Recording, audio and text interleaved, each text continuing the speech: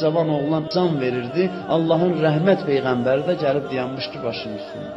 Gördü oğlanın dili tutulub la ilahe illallah deyə bilmir. Dedi bunun nəsə çətinliyi var. Başının üstə bir qadın dayanmışdı. Dedi bunun anası kimdir? Dedi mən anası. Dedi sən deyəsən oğlundan narazısan. Dedi bəli ya Resulallah. 6 ildir mən onu danışdırmıram. O mənim ürəyimi sındırıb və mən onunla danışmıram. Onu bağışlamamışam. Peyğəmbər xahiş elədi. Dedi ki bağışla oğlu.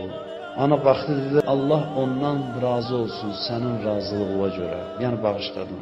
Onu bağışladım deyəndə oğlanın dili açıldı.